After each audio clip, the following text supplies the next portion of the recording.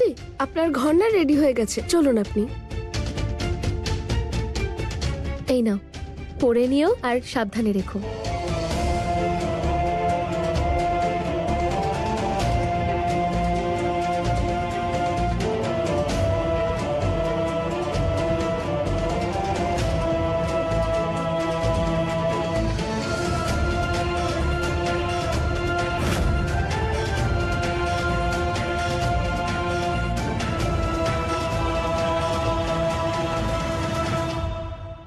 তার আর কিছু মনে নেই, আর শোভন দাদু ভাই কিছু মনে করতে চায় না।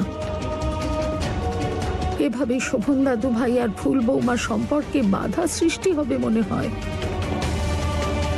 খুব সূক্ষ্ম সুতোই বাধা এই সম্পর্ক। কাগজে সম্পর্ক তৈরি হয় বা ভাঙে না। আমি তো এটাই ভয় পাচ্ছি যে এবার শোভন দাদু ভাই আর ফুল বৌমা কি করে এক হবে।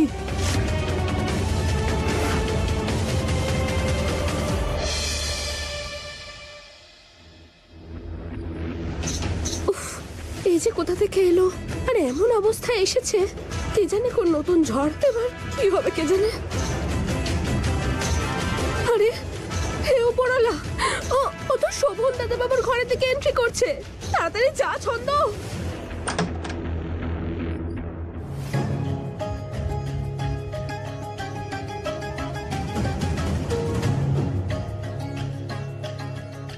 আরে তারা বৌদি, শুনুন না।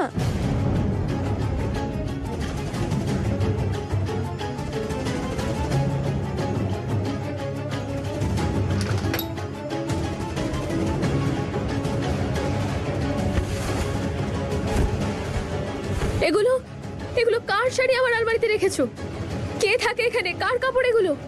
তারা বৌদি, এটা আপনার ঘর নয়। আমি তো আপনার জন্য অন্য ঘর গুছিয়ে রেখেছি। আপনি তো ভুল করে এখানে চলে এলেন। আমারই ভুল হয়েছে। আপনি তাড়াহুড়ো করে এই ঘরে চলে এলেন, আমিও খেয়াল করিনি। আপনি চলুন এখান থেকে। অন্য ঘর?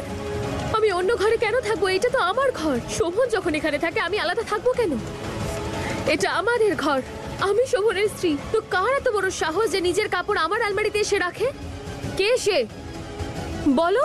তারা বৌদি, এটা আপনার ঘর নয়। ফুল এই ঘরে থাকে। আপনি চলুন আমার সঙ্গে। আপনাকে প্রথমত তুমি বারবার আমার নিজের ঘর থেকে আমাকে বেরিয়ে যেতে বলাটা বন্ধ করো। তুমি কে যে তুমি আমাকে আমার ঘর থেকে বেরিয়ে যেতে বলছো?